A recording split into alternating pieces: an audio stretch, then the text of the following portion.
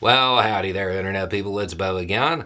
So, today we are going to talk about Trump and NATO and the U.S. Constitution. And we're just going to run through some things because Trump had a really interesting story that he told. And I feel like it's worth going over his story and what he was saying and comparing it to, the real world. Because I think it's going to teach us something not just about what he said, but about the people who cheered it. Before we get into this, I want to remind everybody that one of my, one of the things that just bothers me is when people misuse the term treason. Because treason in the United States, it's special. It is special. Treason is defined in the U.S. Constitution. It's kind of cool. It has a special place in that way. And it's limited in the United States. Treason is incredibly limited in the United States. In videos about this, I normally say, in the U.S., you have to try to commit treason. Okay, so let's talk about what Trump said.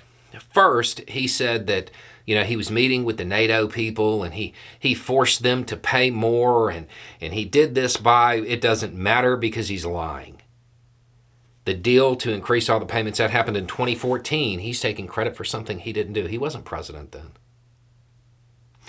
Now, as far as his little story, he was talking about countries who weren't paying what he felt they should pay. And he said that he told them that he wouldn't protect them if Russia attacked them. And then he told this story about the leader of a big country, didn't say which country, but I'm sure whoever this was stood up and said, "Sir," and held him with both hands. And he was a big, strong man with tears in his eyes or whatever. But he said, this is quoting Trump, he said that this person asked if Russia attacked this big country that was a member of NATO and they weren't paid up, that Trump really wouldn't protect him. I said, "You didn't pay? You're delinquent?" "No, I would not protect you. In fact, I would encourage them to do whatever they want. You got to pay."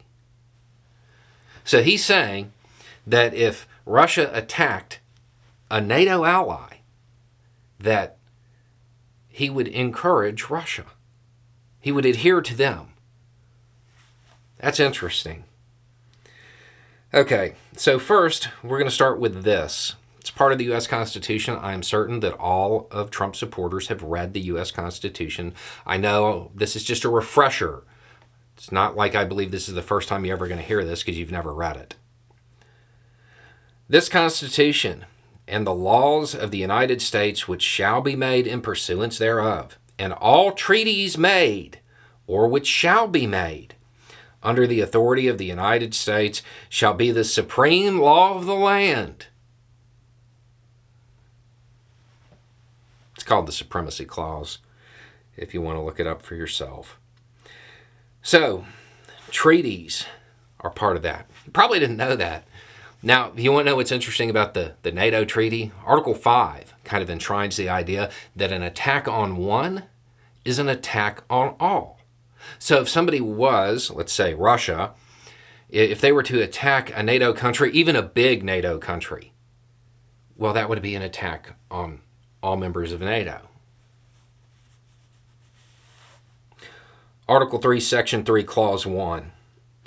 Treason against the United States shall consist only in levying war against them or in adhering to their enemies, giving them aid or comfort. If a nation attacked the United States and somebody cheered them on, that would probably fall under that, especially if they were in a position to influence policy and use their office to do so.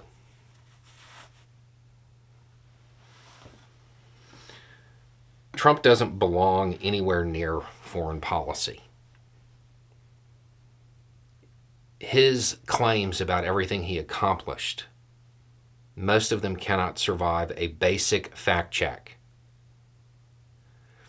His statements about how he would run things, either he doesn't understand how anything works, or he's just lying.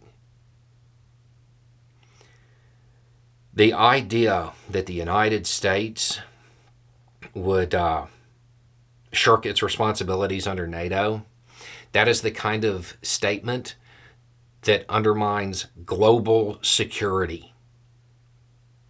I know that NATO is not well liked by a whole lot of people, and there's good reason for that. You can debate whether or not NATO is a good thing. You can't debate that NATO, in many ways, is the foundation of Western security, of the U.S. national security. Somebody who would undermine that for some just wildly uneducated take on foreign policy probably doesn't need to be in the Oval Office. Now, there are going to be a whole bunch of people who are probably going to comment talking about how bad NATO is. And a whole lot of what they say, it's going to be true.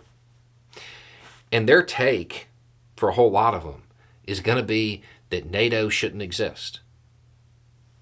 And they're going to make that argument from an ideological perspective, a philosophical one. If you follow it through and ask them if they care about U.S. national security, I'm willing to bet that every one of them that says that NATO shouldn't exist will say no. If that is your opinion, that the U.S. should have weakened national security, that's fine. That's your position, and there's nothing wrong with that inherently. But I would suggest that maybe you're not a good candidate for President of the United States. Anyway, it's just a thought. Y'all have a good day.